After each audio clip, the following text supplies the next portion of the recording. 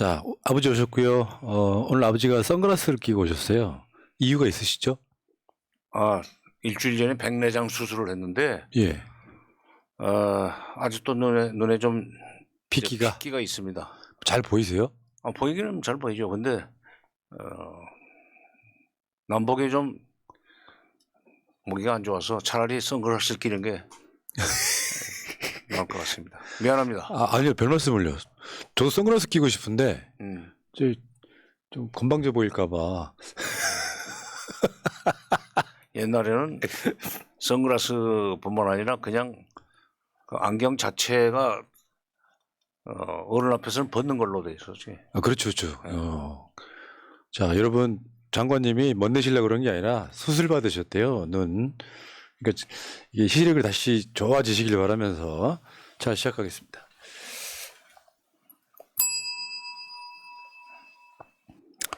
월간 정세현 4호로 발행하겠습니다. 좀 제 앞에 정세현 전 통일부 장관님 나오셨습니다. 어서 오십시오. 예. 무슨 인사를 그렇게 하세요? 얘가 뭐예요, 얘가? 아버지, 좀 네. 인사를 길게 하시면 안 될까요? 예, 반갑습니다. 이 선글라스 끼고 방송하게 돼서 좀 죄송합니다. 그런데 예. 뭐 사정이 있으니까 예. 양해해 주시기 바랍니다. 예. 김대중 정부 통일부 차관, 김대중 정부 통일부 장관, 노무현 정부 통일부 장관, 문재인 정부 민주평통 수석 부의장. 아마 대한민국에서 가장 이 남북관계로서는 뭐 최고의 전문가가 아니신가 싶고요. 이게요, 장관님이 새날방송의 첫 정규방송을 시작하신 게 2022년 4월 20일입니다. 그래요? 그러니까 대선 지고 나서 바로 그 다음 달부터 윤석열이 평화를 망가뜨릴 뻔하니 장관님 이야기를 한번 들어보자. 그래서 4월 20일 날인데, 그러니까 오늘이 딱 정확하게 1년 되는 날이기도 합니다. 그렇네요. 예. 예. 그리고 지금 회차로는 13회차. 계산을 해봤죠. 아버지가 언제부터 나오셨나. 네. 벌써 그렇게 그렇지. 예. 벌써 그렇게 됐구나. 그렇죠. 시간 빠르죠. 세월이 유수 같다더니. 예. 유수 흐르는 물. 예. 자, 알겠습니다. 오늘 또 특별한 날이기도 해서 자, 바로 진행하겠습니다. 자, 지금 4.19 혁명 63주년이에요. 그래요. 그것도 시간 빠르죠, 장관님. 63주년. 지금 뭐 4.19라고 하는 게 대한민국 역사에 큰 물줄기가 박힌 사건 아니겠습니까? 그럼요. 한국 민주주의 발전 과정에 있어서 그야말로 커다란 변곡점이 됐죠. 예. 그 4.19 정신은 지금 헌법에도 들어가 있는 것이고 민주주의 국가이기 때문에 저쪽 세력들은 4.19를 인정 안 하려고 하죠, 아직까지도. 그래요? 4.19를 헌법 전문에도 들어가 있는데 그걸 인정 안 하면 어떻게 하는 거야? 그러니까 왜냐면은 그게 이승만을 이게 올려치기 한다고 할까요? 이승만을 뭐 국부 이렇게 추앙하는 사람들은 4.19를 인정하지 않는 측면이거든요, 사실 알고 보면. 근데 그 4.19 그의 의미는 이승만 대통령이 표방하기는 명분면에서는 자유민주주의를 표방하면서도 실질적으로는 비민주적인 정치를 많이 했죠. 독재를 했죠. 독재를. 그리고 정적은 뭐 각종 구실을 달아서 다 제거를 하거나 사형까지 시키고 그랬었는데, 그렇게 하다가 이제 마음대로 그때 참 만약 그때 이승만 대통령 시절에 이렇게 이 SNS가 있고 무슨 인터넷 방송이 있고 그랬으면은 사전에 그것이 견제가 돼서 이승만 대통령이 감히 60년 3월 15일 날 치러졌던 정부통령 선거를 부정선거로 하지 못했을 겁니다. 그때는 이게 여론조사도 없었고, 그다음에 이 SNS도 없고, 인터넷 매체도 없고, 유튜브도 없고, 그러니까 마음 놓고 자기가 가고자 하는 방향으로, 말하자면 민주라는 간판을 내걸고 독재를 하다가 결국 3.15 부정선거에 대한 국민적 저항이 일어나는 것을, 그것도 처음에는 그냥 말하자면 논두렁에 불 정도로 봤을 거예요. 근데 그럼 나중에 산불이 돼버렸지. 그렇죠. 그러니까 이승만이 뭐 사사의 오입 개헌이라 해가지고 4년 중임제였던 이 대통령제를 법을 바꿔가지고 연장하려고 하는 시도인데다가 놀라웠던 게요. 당시에 무슨 일이 있었는지 조사를 해봤더니 그때는 그러니까 대통령하고 부통령 선거를 따로 했잖아요. 예. 근데 대통령하고 부통령이 다른 당에서 뽑히면 인정하지 않겠다 이런 얘기까지 이승만이 했던.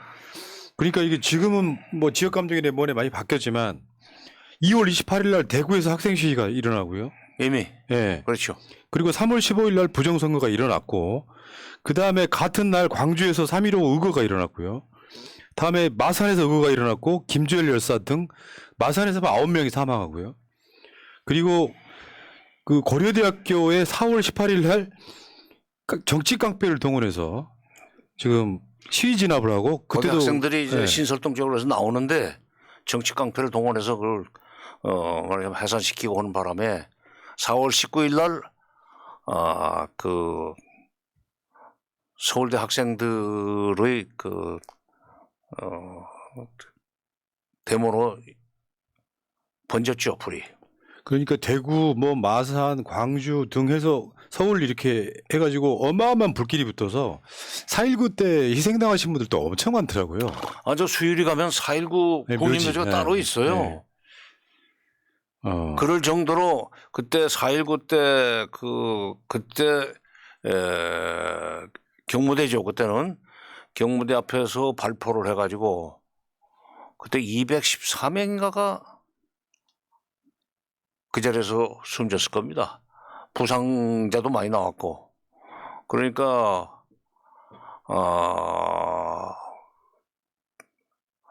수적으로 광주보다는 좀 적은가요? 뭐 그렇죠. 광주는 뭐 광주보다는 적은데 그건 그때는 뭐 헬기 사격 같은 건 안 하고 그냥 이 경찰들이 쏜 총에 맞아서 그렇게 됐는데 참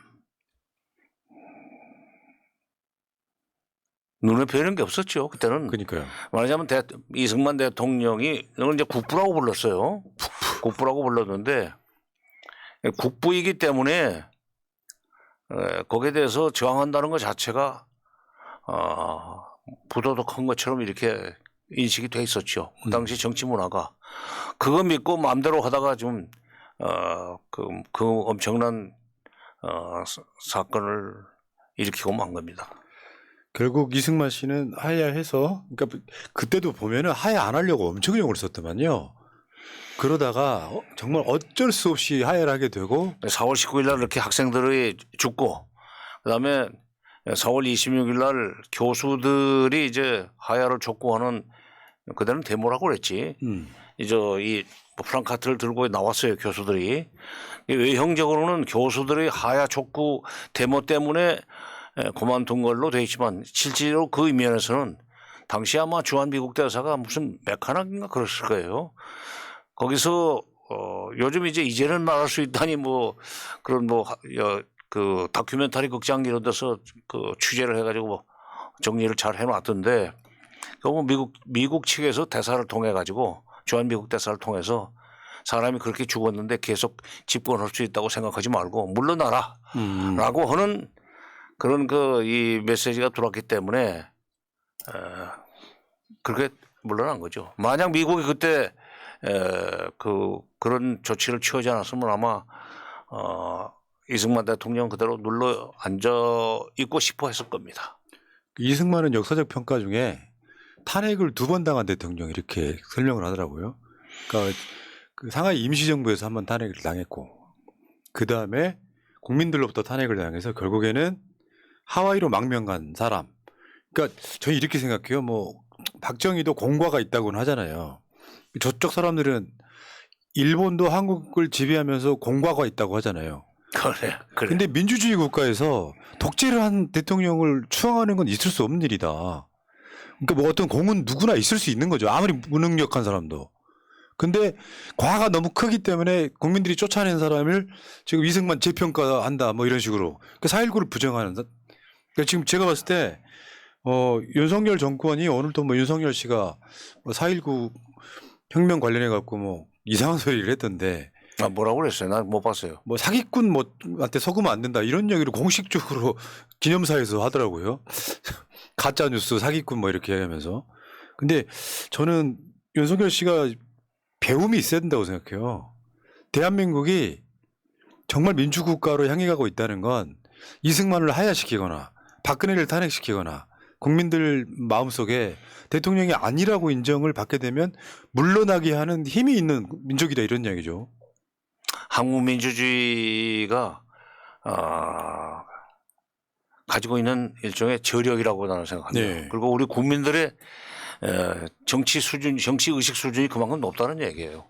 그러니까 이걸 쉽게 보면 안 되는 건데 되게 그러니까 만만해 보이는 같은 자유민주주의라고 그러지만은 일본 같은 데서는 도저히 꿈꿀 수 없는 그런 어떤 소위 돌파력이라고 그럴까? 추동력이 있는 그런 민주주의를 우리는 하고 있는 겁니다. 윤석열 대통령도 여러 가지 지금 외교 안보 문제 관련해서도 여러 가지 실수를 많이 저지르고 있고 또 그 노동 문제 같은 데서도 뭔가 지금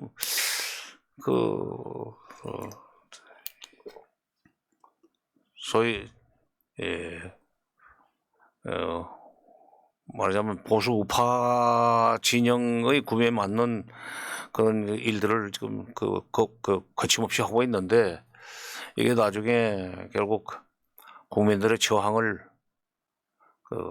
불러올 수밖에 없다는 사실을 좀 예.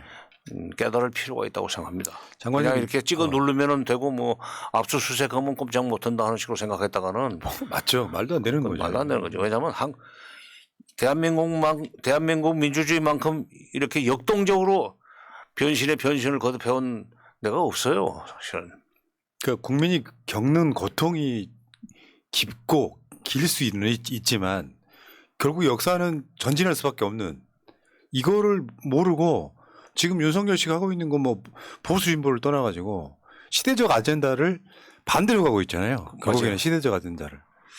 자, 어쨌건 4.19 때 대통령이 물러났던 그 4.19 혁명의 기억을 우리 국민들이 한 번 더 기억했으면 좋겠습니다.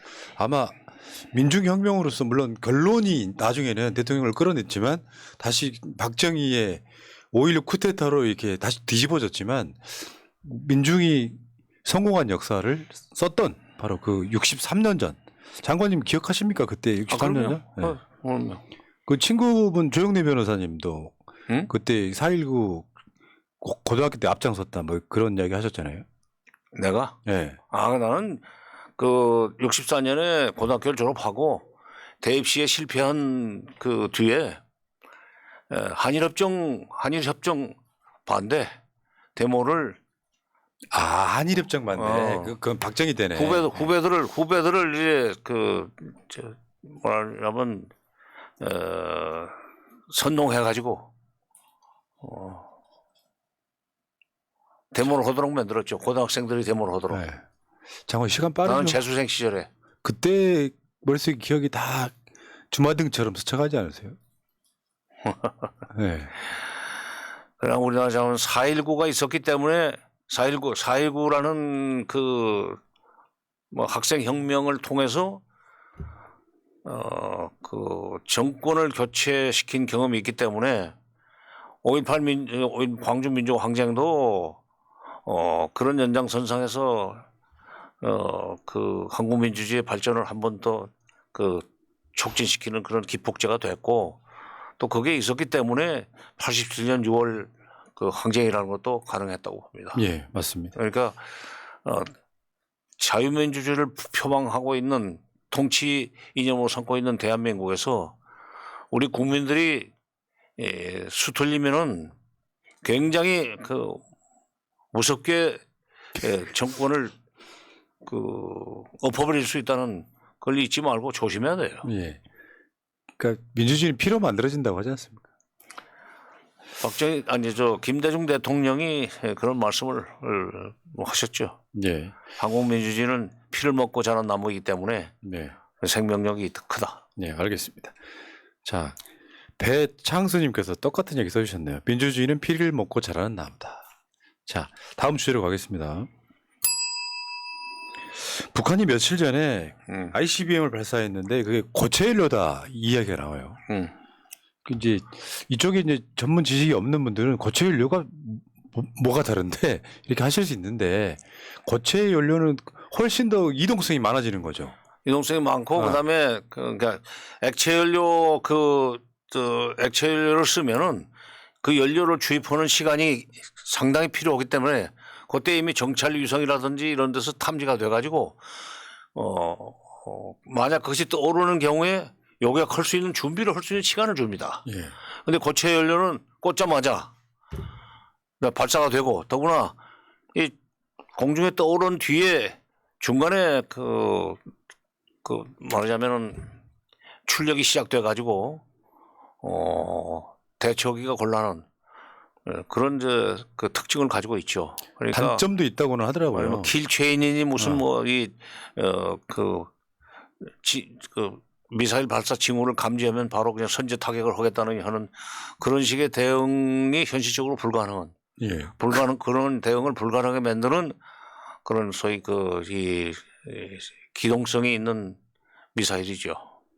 그러니까 이게 ICBM, SLBM 이런 것들이 다 그런 방향성으로 발전을 하고 있는데 만약에 북한이 고체 연료를 완성을 했다면 그러니까 전에 화성 17형과 화성 18형도 이렇게 저렇게 비교를 해보면 계속 진화가 있는 게 보여요.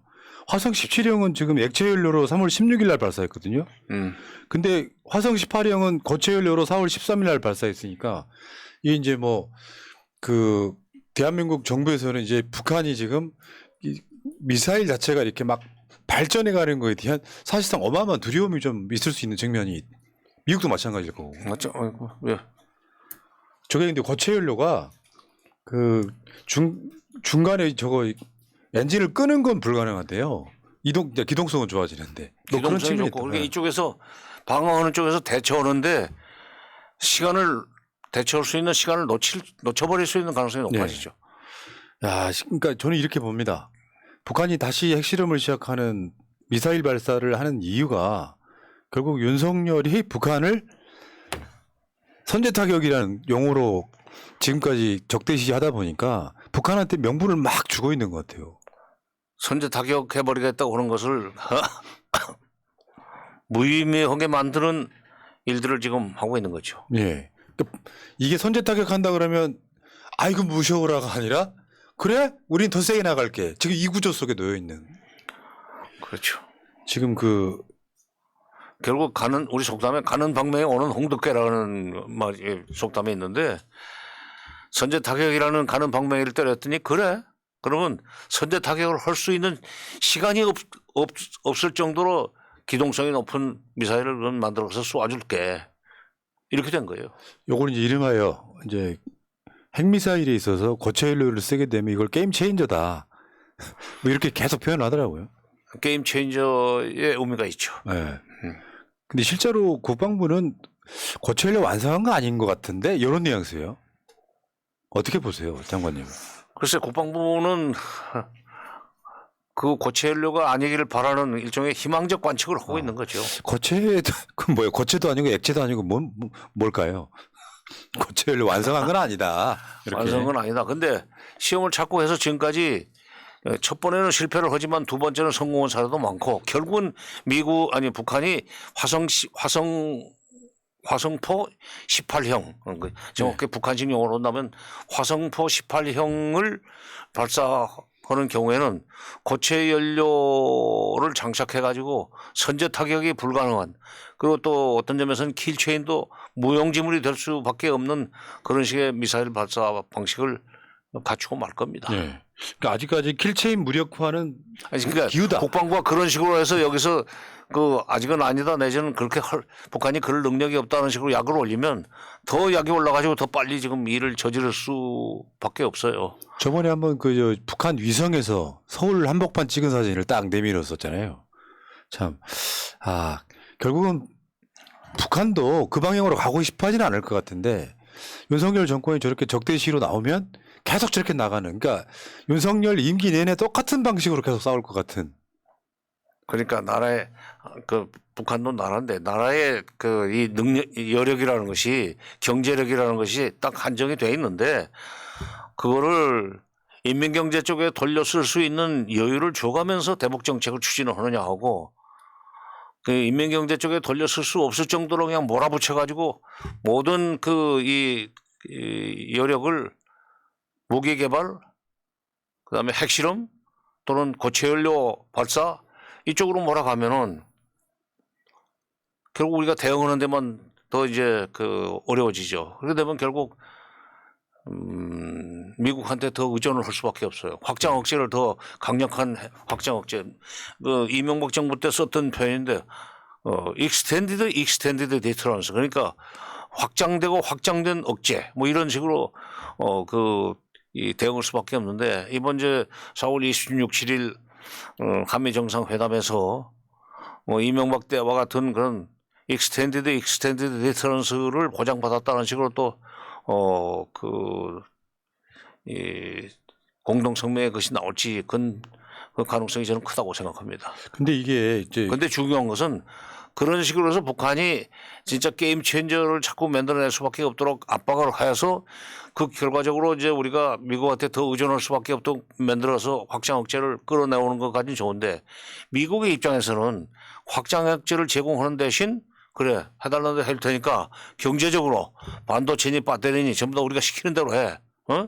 미국에 공장 많이 짓고 중국에 있는 공장 뜯어오고 이렇게 해서 안보를 미국한테 의존할 수밖에 없는 구조를 스스로 만들어서 그 블랙홀에 빠진 그 결과로 경제면에서 엄청난 국가 이익을 그러니까요. 손실 보고 있는 그런 모드로 좀 가고 있다 이거예요. 그게 걱정됩니다. 그러니까 이게 미국이나 한국이 한미 정상회담 등에서 아무리 북한을 공격을 해도 결국 지금 현재 유엔 구조도 보면 중국이나 러시아 등이 이제 미국 니들 때문에 그런 거야 라고 이야기가 나오기 때문에 사실 북한에 대해서 어떤 식으로든지 뭔가 제재를 할 수 있는 방법이 사실 사라진 아무것도 거잖아요. 없어졌죠. 네.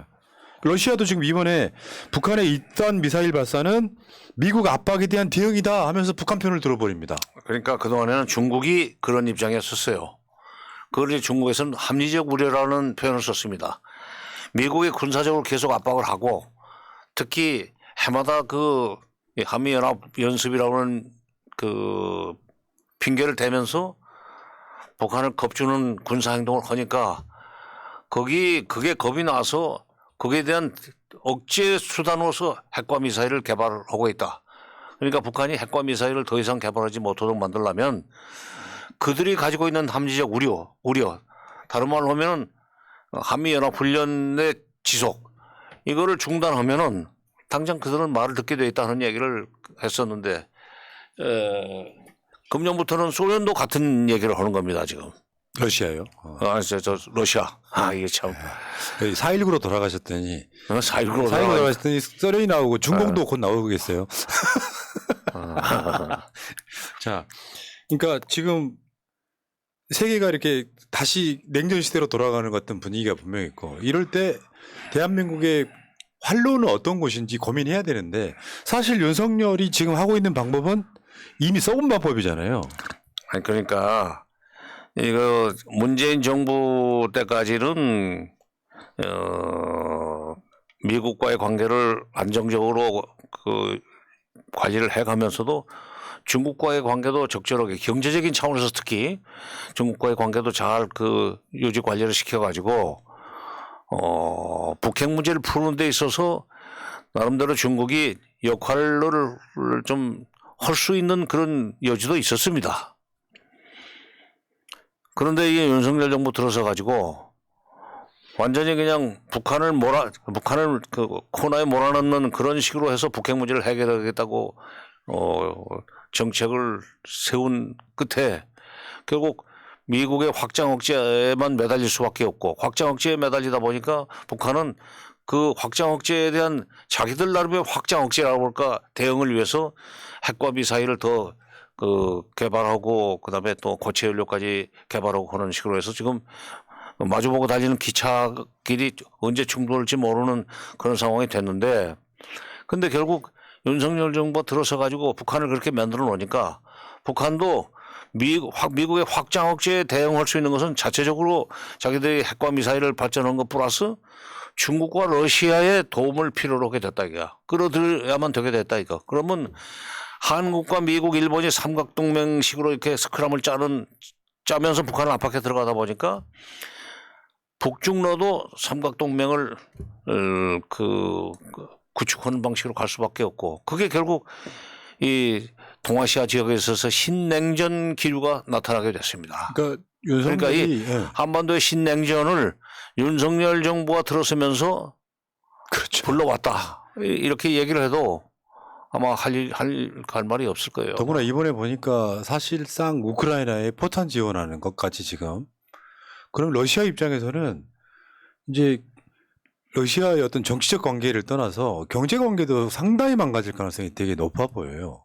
그럼 근데 그렇다고 해서 러시아가 사주는 물건, 중국이 사주는 물건, 미국이 대신 사주는 거 아닌데 정말 상황이 굉장히 어렵게 됐는데 그런 면에서 문재인 대통령이 외교 좀 잘했다라고 느끼는 게 한국의 위상을 세계적인 상위 클래스에 올려놓고 우리가 할 말은 하되 예를 들어 북한을 타격할 때는 우리 정부의 뭐 승낙이랄까 이런 걸 받아야 된다라고 대외적으로 천명을 하고 근데 지금 윤석열은 지금 일본 가기 전에 뭐 일본이 북한을 선제 타격하겠다는데 뭐라고 하겠냐 이런 식으로 지금 사실상 용인해져 버린 꼴이 됐으니까 이 외교라는 게 참 대통령이 해야 될 첫 번째 임무가 외교잖아요. 잘해야 되잖아요. 아니, 현실적으로는 그 북한이 91년에 이미 유엔 가입을 해버렸기 때문에 한반도에는 두 개 국가가 있는 것은 맞습니다.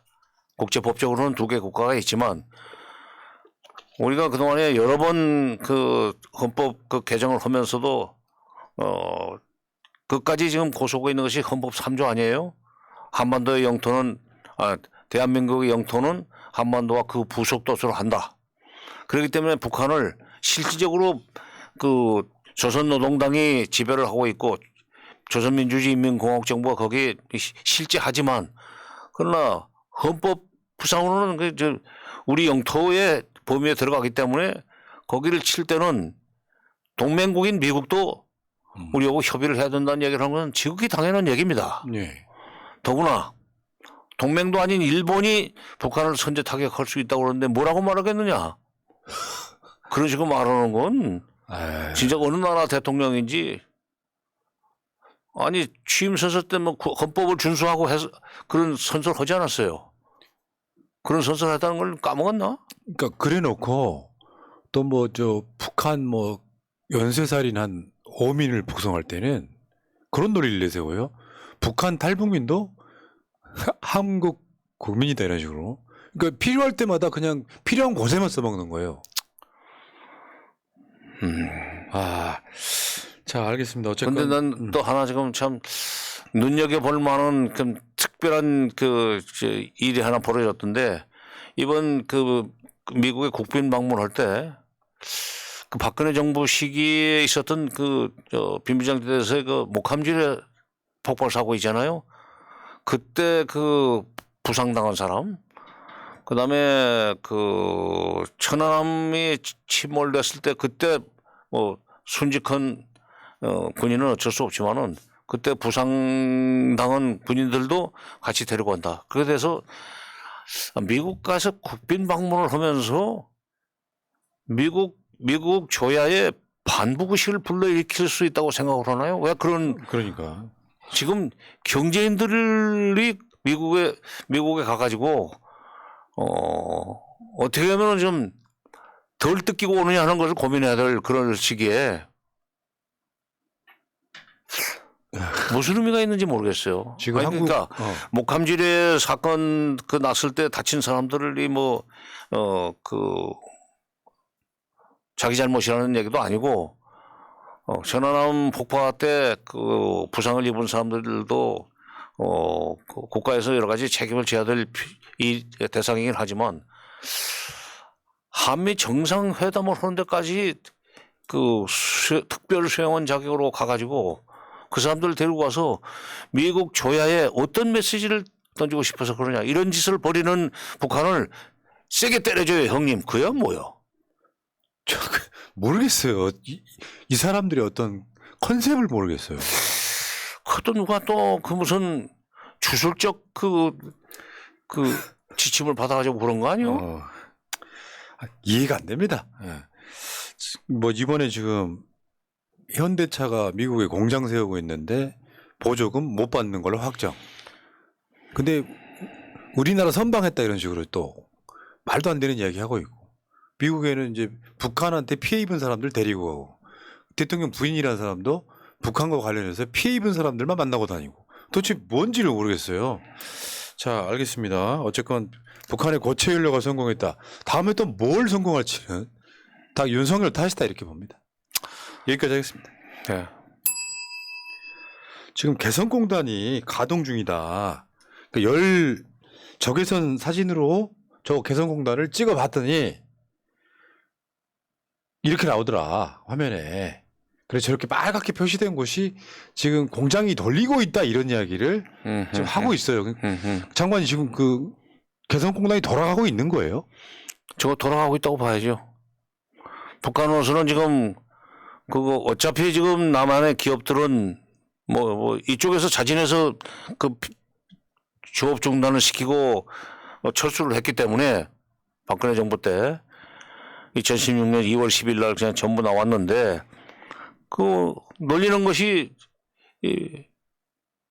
이상하다고 생각할 겁니다. 있는 거 쓰자. 기계도 쓰고. 그때 이제 그 개성공단 노동자들을, 근로자들을 출퇴근시키는 버스도 현대에서 많이 갖다 놨어요. 그때 놓고 왔는데, 그걸 가지고 이제 여러 가지 뭐 그 운송수단으로 쓰는 거, 글쎄 그것이 합법적인 것은 아니지만은 이미 우리의 관할권이 그 미치지 않는 그 지역에서 그 쓰는 걸 가지고 회담을 하자고 한들 나오겠어요? 그걸 유엔에다 제소한다고 그래서 유엔 대북 제재 결의안에 그 제재 결의안이 통과가 되겠어요? 전혀 지금 아무런 손을 쓸 수 없는 상황이 돼버렸는데, 발만 동동 그럴 수밖에 없는 실정이 됐죠. 그러니까 이게 그 북한이 그렇다고 해서 그 잘했다는 얘기는 나는 하지 못하겠습니다. 그러나 어쩔 거예요. 뻔히 바라다 보면서 뭐 대화 채널 다 끊어졌고, 심지어 뭐 그 동해서의 군사 통신선 직통선 그것도 지금 무응답이라는데, 모든 연락 채널이 끊어진 상황에서 그 욕도 못하게 됐어요 지금. 그러니까 전화를 받질 않는데 무슨 욕을 어떻게? 그러니까 북한 입장에서는 개성공단 일부라도 돌려야 되는 상황이고, 사실은 저기 개성공단에 투자했던 지금 업체분들 입장에서는 정말 미치고 환장을 노릇인데. 글쎄, 그냥 기계도 저게 몇 년씩 안 쓰고 놔두면은 그 기계도 뭐 이제 말하자면 마모가 된다고 그러더라. 그래서 중간에 한 번씩 그 업주들이, 개성공단 기업인들이 가가지고 기계가 제대로 안녕한지를 한번 좀 가서 확인하고 싶다고 그랬는데, 북한에서 받아들이지를 않아가지고 들어가지를 못했죠. 그러니까 뻔히 지금 그 바라다 보면서 자기가 비싼 돈 주고 사다 놓은 그 기계들이 북한 당국에 의해서 지금 쓰이고 있다. 그런데 정부가 나서서 그런 협상을 통해서 그런 짓을 못하도록 막아줄 수 있는 그런 상황도 아니고, 통일부 장관도 뭐 그건 뭐 유감으로 생각한다는 뭐 얘기를 했습니다. 근데 그건 유감으로 생각한다는 얘기를 하고 그칠 정도는 아니에요. 무슨 수를 써서라도 저건 그 문제 때문이라도 제3국에서 비공개 접촉이라도 하자는 식으로 한번 따지고 들어갈 필요 있어요. 진짜 뭐 정말 의미 없는 얘기가 될 수도 있겠는데, 문재인 정부 때 미국 눈치를 조금만 보고 확 질렀으면 어땠을까라는 생각 들어요. 그건 진짜 그건 여러 번 하는 얘기지만, 개성공단 그 조업 중단과 금강산 관광 그 중단, 그거는 내부 유엔 대북 제재 그 결의로 그게 그 중단이 된 게 아닙니다. 대통령의 지시, 다른 말로 하면 행정명령 형식으로 된 거기 때문에 이명박 대통령 정부에서 금강산 관광 중단시키고 박근혜 대통령 정부에서 개성공단 조업 중단시켰기 때문에 다시 지금 후임 대통령이 행정명령으로 그 오늘부터 재개하라 하고 해버렸으면 되는 문제예요. 그럼 미국한테 물어볼 것도 없어요.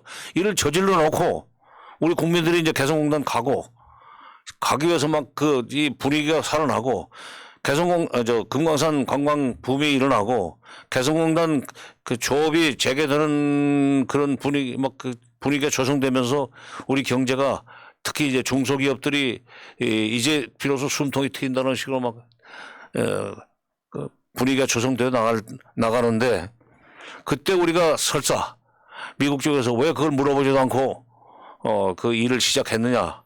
비록 그것이 유엔 대북 제재에 포함되지 않았다 할지라도 그런 거 하려면 우리한테 사전에 좀 얘기를 하고 해야 되는 거 아니냐는 식으로 시비를 걸어왔을 때 왜 그걸 우리가 꼭 너희들의 허락을 받아야 되는데 라고 얘기를 하면서 밀어붙였으면 저건 미국도 어쩔 수 없는 그런 일들이었었습니다. 근데 이제 그때 나왔던 것 중에 한미 워킹 그룹 같은. 아니 그거는 이제 네.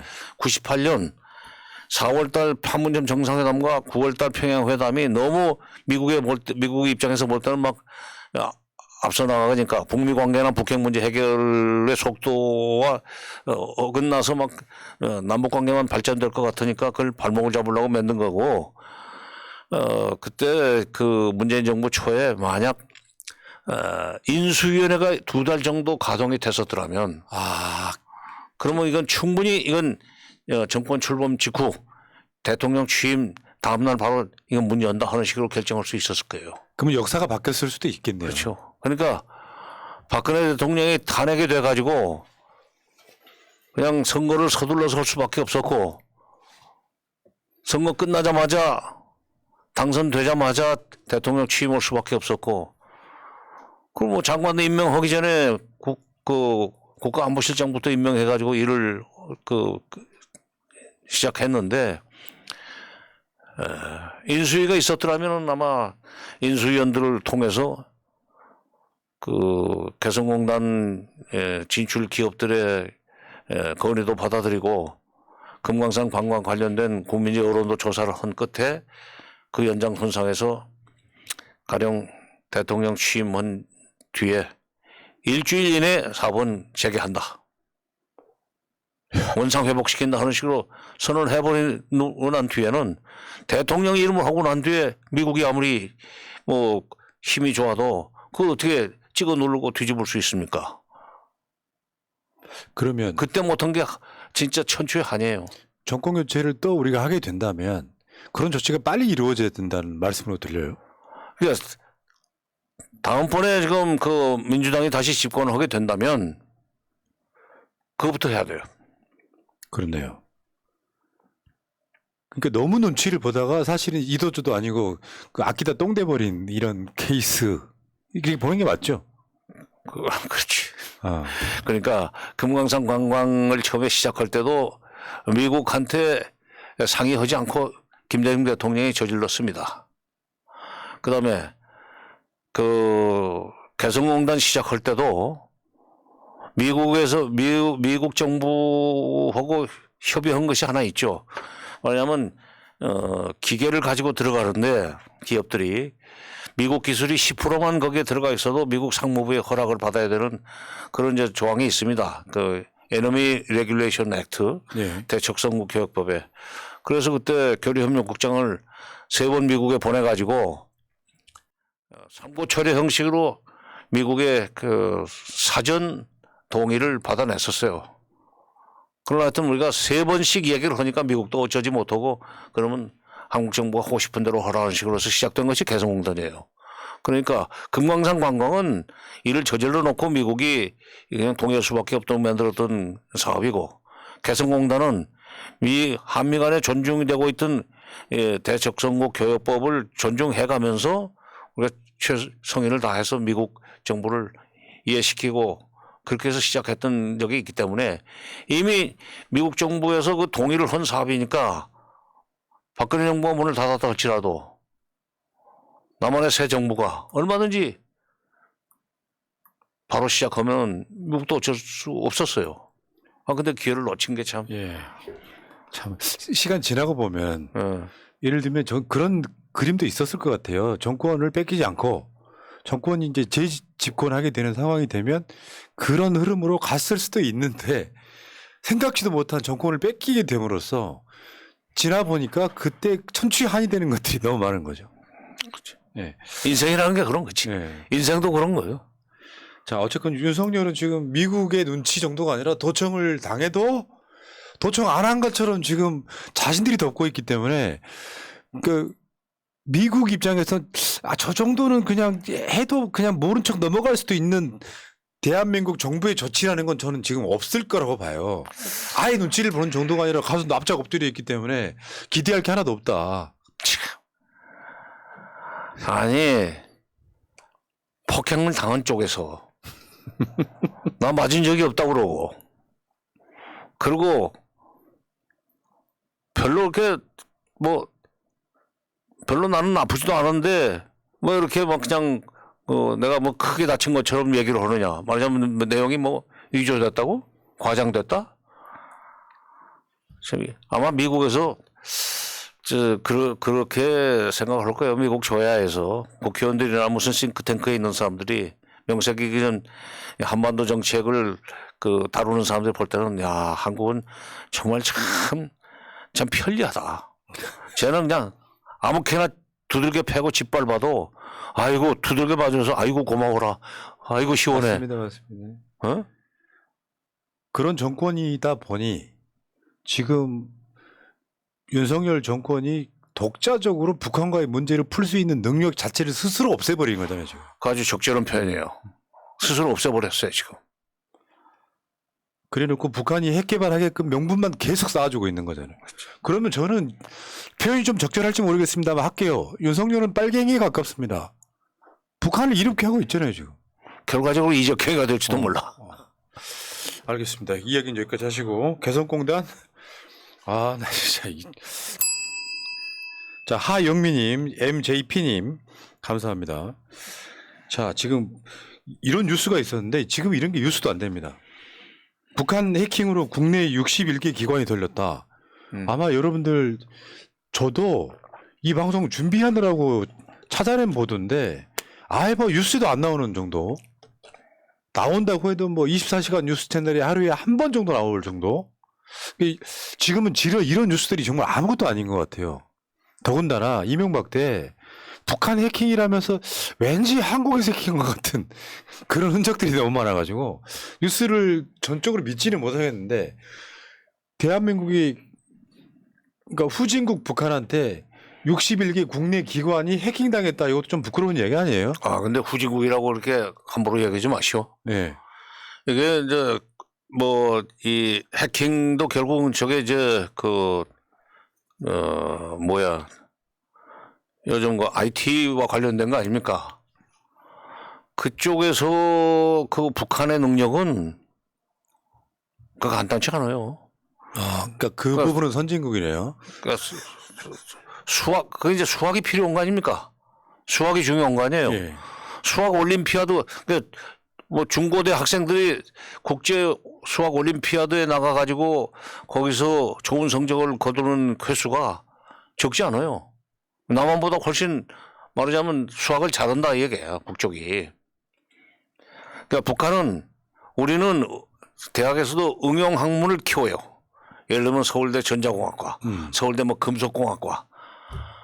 근데 서울대학에도 그러니까 국립대학의 대표적인 경우를 얘기하는 겁니다만은 서울대학에도 수학물리 화학과는 참 한빈해요, 한빈. 밖에서 돈도 안 들어와 잘. 그러나 전자공학과나 화학공학과니 무슨 이 재료공학과니 이런 데는 밖에서 돈이 들어가지고 학과 하나가 거의 단과대학 수준의 건물을 가지고 있는 경우도 많이 있어요. 그러니까 응용과학은 키우지만은 기초과학을 안 키우는 대한민국에서 수학을 잘해가지고 IT 같은 데서 세계적인 인재가 나올 수 있기를 기대하는 것은 그야말로 어떤 점에서는 이 연못 구호라고 할 수 있죠. 북한은 그쪽에다 집중적으로 투자를 했기 때문에 아마 김일성 대학이나 김책공대에 있는 학생들이 수학, 물리, 과학 이쪽을 열심히 해가지고 지금 해킹의 도사가 됐을 겁니다. 그러니까 지금 돈을 벌 수 있는 일인데 왜 하나요? 그러니까 어차피 지금 빨간 딱지는 붙었는데. 어차피 도둑놈이라는 소리 듣는 그렇지. 예. 그러니까 지금 대통령실을 옮기면서 국방부는 합참으로 가고 합참은 지금 현재까지는 소분돼 있어요. 나눠져 있는데 같이 소분된 것 중에 하나가 사이버 사령부거든요. 참. 그렇다고 돼. 근데 윤석열은 국무회의에서가 뭐라 그랬냐면 대국민 심리전 해라. 그러니까 사이버 사령부 같은 이런 부대가 있어도 북한용이 아니라 대국민 심리전이어야 되는, 북한에 넘어가지 않게끔 국민을 선동해야 되는, 논리상으로는 그렇게 되는 거거든요. 이런 상황에서 북한이, 저는 궁금한 게요. 해킹을 통해서 북한이 얻는 이득이 뭘까? 어떤 얘기까지 나왔냐면 북한이 해킹해서 핵 개발에 자금줄을 이댔다. 그럼 해킹해서 뭘 얻는 거예요? 글쎄 난 그것까지는 내가 기술적으로 모르겠는데. 경찰이 발표를 할 때 북한이 해킹을 해서 이게 핵 개발에 자금줄이 됐다 하면 북한이 얻는 이득이 있어야 되잖아요.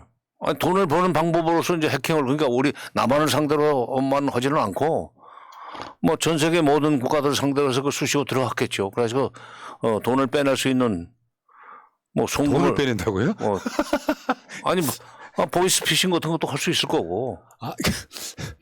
이명박 때 농협 해킹 사건이 있었는데 들여다 볼수록 북한이 한 게 아니라 남한에서 해킹했다고 그래갖고 지금도 아마 그게 복구가 안 됐을 거예요. 그러니까 싹 지워지면서 돈이 어디로 빠져나갔는지 모르는 상태로 지금도 멈춰 있을 거예요. 글쎄 북한이 자기들이 했다는 것이 남한의 어떤 그 은행이라든가 이런 데를 해킹을 해가지고 돈을 빼가면서 북한이 했다는 그 흔적을 남길 정도로 기술이 부족하지는 않을 거예요. 귀신처럼 했을 거예요, 아마. 그런데 이제 경찰은 북한이 61개 기관을 털었다. 근데 그걸로 돈을 어떻게 벌었는지에 대한 이야기는 없고.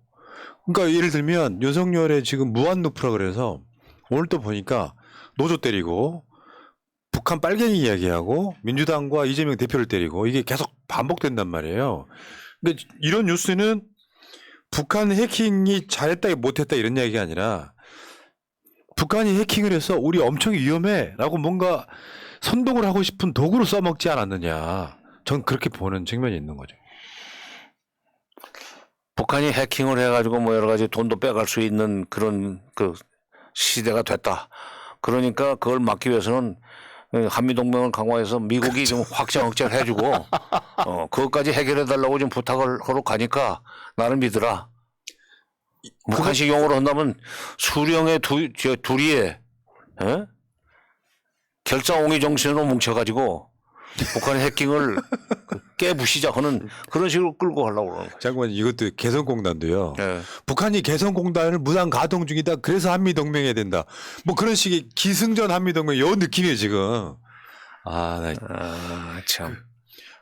그 뭐라 그랬냐면 윤석열 씨가 원하시면 내가 뉴스공장에서 들었나? 그 이현주 전 그 국민의힘 의원이 예. 그 뉴스공장에 나와서 무슨 얘기를 한 것 같아. 이 윤석열 정부는 동맹하고 호구를 혼동한다고 그런 얘기를 하더라. 동맹은 호구가 아니라고. 지금 호구가 돼가고 있어요. 진짜 호구죠. 참. 뭐 저 이번에 보니까 한미동맹은 그렇게 쉽게 깨질 동맹이 아니야. 복원력이 상당히 좋은 동맹이기 때문에 뭐냐면 그 도청 사건에 대한 우회적 표현이거든요. 그게. 그러면 본인이 그 이야기를 하면 안 되고 미국이 해야 될 이야기잖아요. 그게. 그러니까 지금 한미동맹은 북한 때문에 우리가 미국을 그냥 그야말로 꽉 붙들고 있어야 된다는 생각을 하는 그 국민들이 상당히 있고 지금 윤석열 정권도 그런 그 마인드인 것 같은데 사실은 한미동맹은 미국도 한국이 동맹을 필요로 하는 건 못지않게 한미동맹을 필요로 합니다. 그럼요. 그러면 서로가 지금 이해관계가 맞으니까 이 동맹이 유지가 되는 건데 마크롱 대통령이 중국에 왔다 가면서 중국 다녀가면서 동맹은 속국이 아니다라는 표현을 썼다면서요.